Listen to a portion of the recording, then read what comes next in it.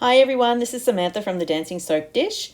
Just look at this fabulous selection of mica colors. If you are looking at these micas and drooling over them and thinking, oh my goodness, all the beautiful soaps I could make if I had all these colors, well, strap yourself in because my tweak of the week this week is how to mix your own mica colors. Yes, it's tweak of the week time again, where I share with you everyday items and tools from other crafts and hobbies that with a slight tweak can be used for soap making and other craft projects. I'm excited, let's get started. So here we have a collection of 9 different colored micas, and it might surprise you to learn that these are all the micas I own. That's it. All the beautiful soap projects I do, you think I'd have micas up the wazoo, but I don't. This is the entirety of my collection, or ones I have purchased, basically. And the reason for that is I can make nearly any color under the sun with just these 9 micas, which saves me an incredible amount of money in the long run. And also find it really fun just investigating and mixing and seeing what I can come up with. So I'm going to share the tools and the tricks that I use with you today so that you can start mixing your own micas too. Make some fabulous new designs without having to fork out a ton of cash for a bunch of colored micas. So the first thing you're going to need when mixing your own micas is something to store them in. And that is where this comes in. So this is a storage container full of 24 mini containers. You can find these online or in craft shops, department stores. You know, they can store beads, they can store glitter, they can store anything. It's just a generic storage set. The lids unscrew and they're just little round plastic canisters basically. Get yourself one of these. Today we're going to fill up all 24 of these little round containers with micas that we're going to make from these 9 that we have here. So before you start mixing micas, I recommend that you lay down some paper towel on your working surface just to keep it clean, because mixing micas can be messy regardless of how careful you try and be. It's pretty much impossible not to spill some. So I'm just laying down some sheets of paper towel, and I'm also going to wear some gloves. These micas are skin safe, so I'm not wearing gloves because I'm worried about, having a reaction to the micas. I'm just wearing gloves just to keep my hands clean. The gloves will be pretty messy by the end of this. Just wait and see. Okay, I also, before we begin, want to show you a mica that I've mixed recently. So this is a beautiful rose gold mica, which I made by mixing my gold and my raspberry pink micas together.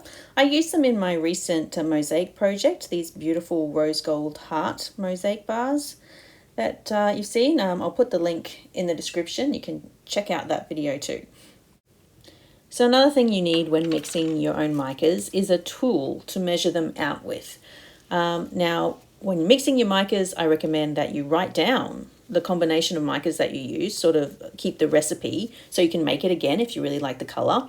And to do that, you need to take accurate enough measurements that you can, replicate the color again if you need to. So I recommend these little mica spoons or mica spatulas. I'll put a link in the description of where you can find those. But they're really good for measuring out tiny amounts of mica. If you want to make, larger amounts of colors, you could use maybe 1/4 of a teaspoon or 1/8 of a teaspoon if you have one of those, though you won't be able to use it for food again. You'd have to have like a dedicated set to use for your micas because you'd never get it clean. As long as you record your recipe in parts, for example, 1 part this color, 3 parts that color, then you can replicate that color using whatever size parts you want, whether they be a really tiny little spoon or a bigger teaspoon. Okay, so I've laid out 6 canisters here, and I'm starting with a beautiful pearly white mica because we're going to make some pastel colors to start our new mica collection. So I was talking about taking even measurements. What you can do is you can sort of flatten the mica spoon against the side of the container to try and get a level spoon of mica. Alternatively, you can also grab a popsicle stick or a tongue depressor, which you can then use to level off the spoon of mica, just like that. There we go. See how that's a nice level spoon of mica. It also comes in handy. Then you can use it to tap the back of the spoon to get the mica out. So I'm just going to speed this up. What I'm going to do is I'm going to measure out 3 parts of mica into each of these canisters. And then I will add 1 part of each of the beautiful primary and secondary colors that I've got to make some beautiful pastel mica colors. Now, while I'm doing this, I want to actually talk about the type of micas I'm using. So these are micas from a reputable soap making supply company. Okay, they have been tested for soap making. They do not fade. They do not bleed. They have been ethically sourced. This is the good stuff. This is soap making equipment that is worth investing in. Really good, high quality micas. All these full containers that I have here are only 10 grams, okay? They weren't ridiculously expensive, but obviously I paid more than I'd pay for, cheap stuff that you find on online marketplaces and such. So it's time to start adding the colors. As you can see, I have this beautiful sparkly dark purple. It's gorgeous. I love it. So I'm going to do 1 scoop into this canister. I also have a very dark blue. One color I don't have, which I probably should invest in, is like a cyan blue, like a lighter blue, because obviously you can't mix colors together to make blue. It's a primary color. So it's definitely one I should consider adding to my collection. In the meantime, this blue has served me very well. I also have this lovely orange. The secondary colors, which are orange, purple, and green, obviously I can mix those from primary colors, but in this case I chose not to. I've purchased them because, as you can see, these are like really beautiful deep colors, and they just give me a lot more options. So this one is my raspberry pink. I don't have a red per se. I have this raspberry pink. But I just love it so much. I just have never needed red, so I just use my raspberry pink. And of course, yellow. And last one, we have this beautiful, rich green. Such a fantastic color. I love this. There we go. So we have 3 parts white pearlescent mica to 1 part of colored mica.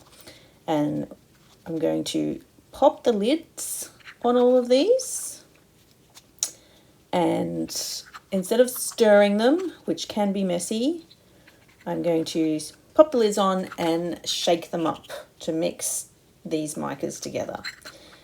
And the aim is to have some beautiful pastel colors to start our new collection when we have finished shaking them up. Having trouble putting these lids on with these gloves. I keep getting the gloves stuck in the lids. Okay, so make sure your lid is on nice and tight and give it quite a vigorous shake. It needs a really good shake up to get those micas mixed. Here we go. There's a beautiful green there. Give it a tap on the table as well. I'll take the lid off here and we'll have a look. Wow, here is a beautiful pastel green, like a mint green. That is really beautiful. If you want to go lighter, add more pearlescent white mica. If you'd like to go darker, then add more green. So it's pretty basic if you're trying to just make lighter colors of colors that you already have. Okay, shaking them all up together now, giving them a good tap. Maybe one more shake.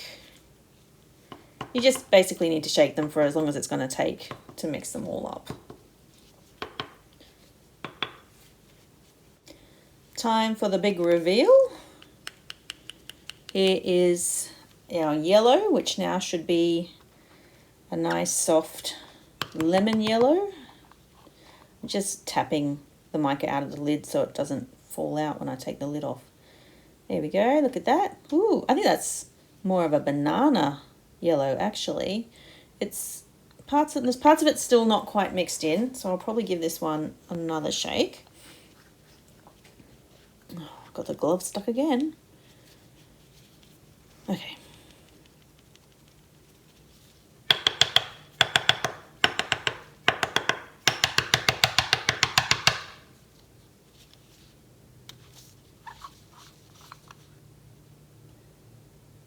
Yes, that's definitely better mixed now. That's a beautiful pastel yellow.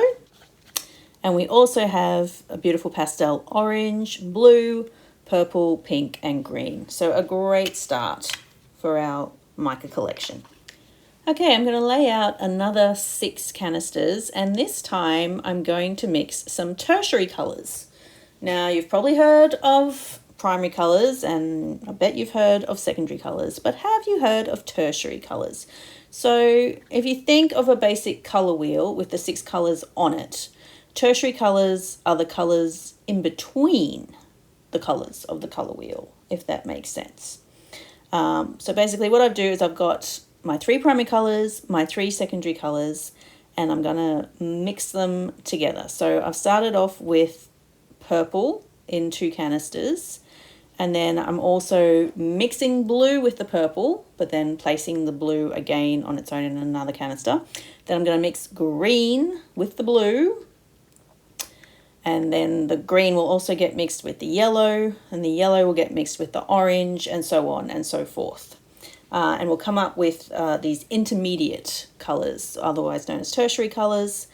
I'm just going to wait until the reveal to tell you what those colours are. I'm wondering if you're able to guess some of them. They will be beautiful, I know that for sure. Having the tertiary colours on hand with your soap making is just a way to obviously expand your colour palette, but just give things a little bit more depth and meaning when you're decorating your soap bars. The final colour is this beautiful raspberry pink, which gets mixed with the orange and the purple. And then just like before, I'm going to pop all the lids on and shake them up to mix the micas together.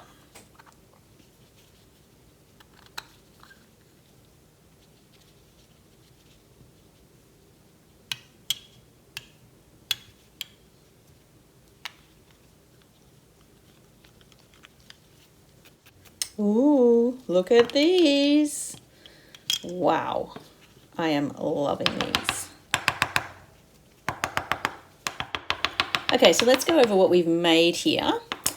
We have vermilion, which is a mixture of the raspberry pink and the orange, which really looks like red. If you're looking for a red and you've only got raspberry pink and orange, that's the way you can make red. I have an apple green here, which is the yellow mixed with the green. I have teal, which is the blue and green. I have amber, which is the yellow and orange. I have indigo, which is the blue and purple, and violet, which is the raspberry pink and the purple. These are simply awesome. I love them. Okay, another 3 canisters calls for another 3 colours. This time I'm going to mix together the secondary colours. So orange, purple and green. I'm going to mix them with each other and find out what sorts of colours I can get from them. So again, I'm only mixing 2 colours at a time. I'm not mixing all 3 together. I'll tell you what you get if you mix that. You'll get brown.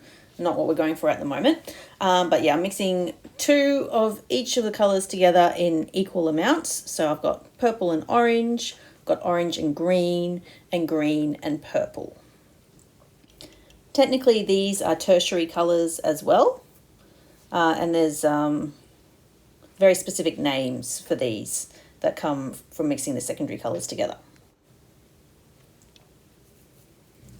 I'll wait until the colours are fully mixed before I share those names because I don't want to ruin the surprise. Okay, I've shaken them up. Oh, I'm liking these. Okay. 3 very interesting colours here.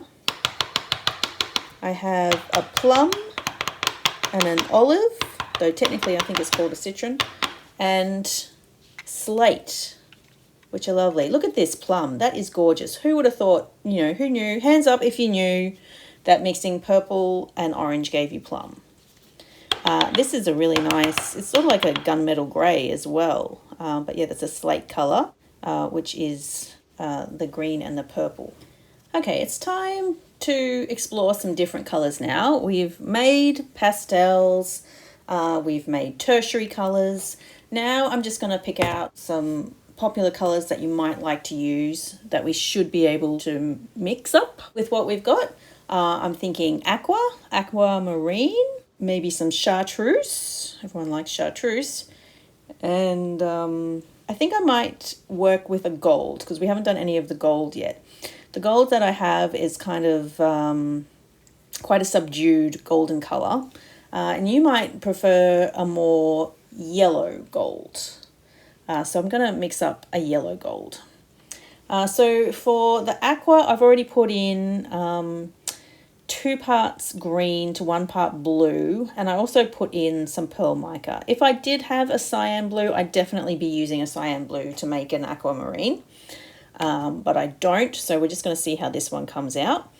With the gold, I've added yellow to 2 parts gold, and now with the chartreuse, I've got 2 parts yellow to 1 part green. And again, we will shake them up and see if my guesstimates on how to sort of obtain these colours have been correct. Okay, so like I said, I was going for aqua and chartreuse and yellow gold. So this is the chartreuse. Yeah, that's looking pretty good. Yeah, the aqua looks good too, and so does the gold. So I'm just tapping them to get the mica out of the lid so I can open them up. There is the yellow gold. So let's compare it to the other gold we had. Yes, it's definitely a more yellow gold. So there we go. Now I have 2 different golds that I can use in my soap making. This is the aqua, really pretty, and this is the chartreuse. I'm really happy with those. This time I will go for brown because it's one of the colours that I don't have. I do not have any brown micas. So I'm going to show you how quick and easy it can be just to mix up some browns. So like I said before, brown is basically a mixture of the colours on the colour wheel. So you can mix together all 3 primary colours to make brown, or you can mix together 2 secondary colours to make brown.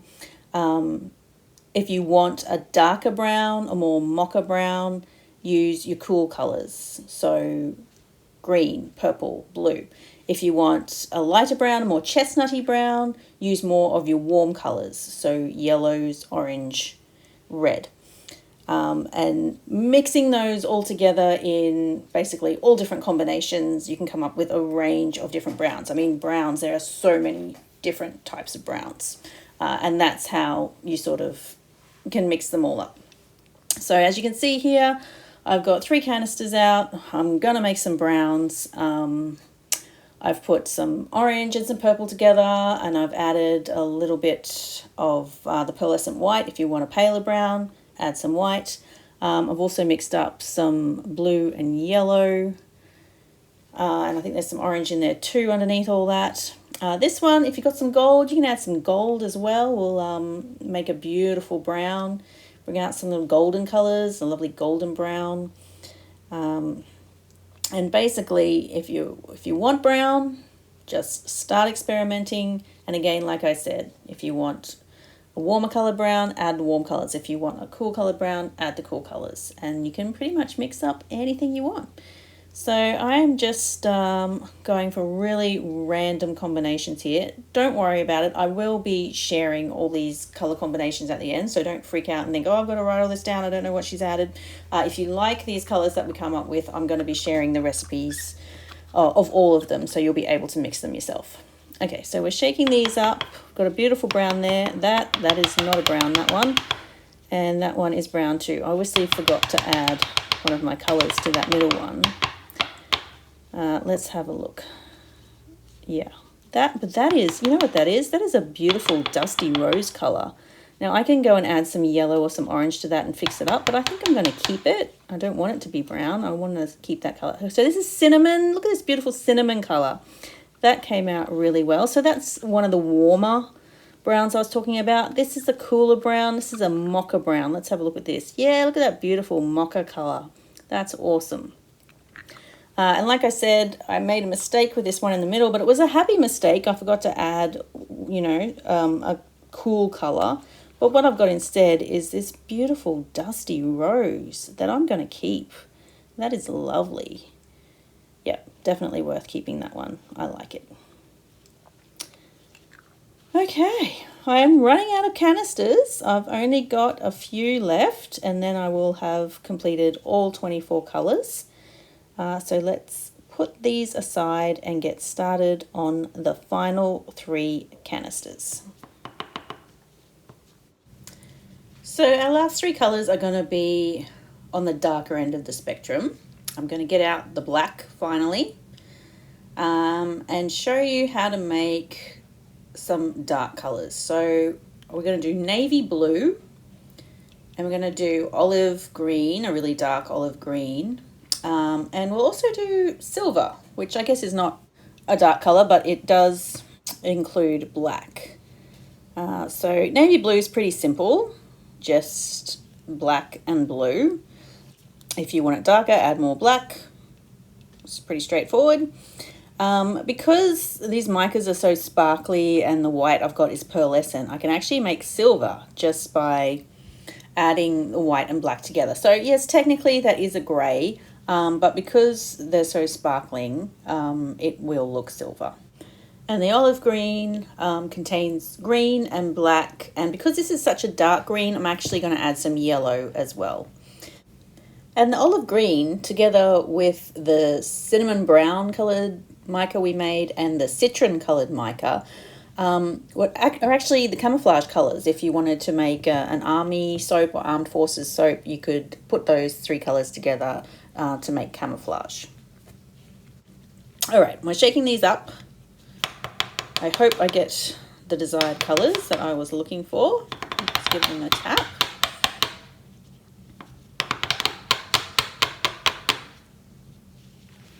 Okay, I think that was pretty successful. This is our sort of olive green or army green. Yeah, that will do. I like that. Here's a navy blue. That is beautiful. And this is a very sparkly silver. Okay, not particularly elegant colours, but definitely necessary components of a solid palette. So we're going to add them, and they are the last 3 of our 24 colours that we've mixed today. So let's collect all the colours we've made and put them together. I will go ahead and put on the Dancing Soap Dish website a blog post with all the recipes for all of the colours that we've made today. I'll also add the rose gold, which we didn't make today, but that I showed you earlier. And you can use that as a reference, like that'll stay there indefinitely. You can use that as a reference if you ever want to look up a recipe. I've only made really tiny amounts today because I just use that really small mica spoon, mica spatula to measure everything out. But obviously, if you need more, just multiply the recipe out and make a larger amount of mica. Because yeah, this is only tiny amounts here. You might need a little bit more if you're doing a big project, but that's fine. It's not an issue. Here we go. I'm lining them all up. I'm trying to sort of keep light colors with like. Let's see how we go. I'm just really, really happy. From 9 good quality soap making micas, I now have 24 more colors, beautiful colors and practical colors that I can use with my soap making. Set yourself up, play some music, put on a podcast and mix up a whole bunch of micas, and then you can get really creative with your soap making. And it really is that simple. I hope you enjoyed this tweak of the week where we took some micas and a container full of plastic canisters and made a whole new soap making color palette. If you like what we do here at the Dancing Soap Dish, please like and subscribe and keep your eye out because there'll be projects coming up that actually use the colors that we've made today. Okay, thanks guys. Enjoy.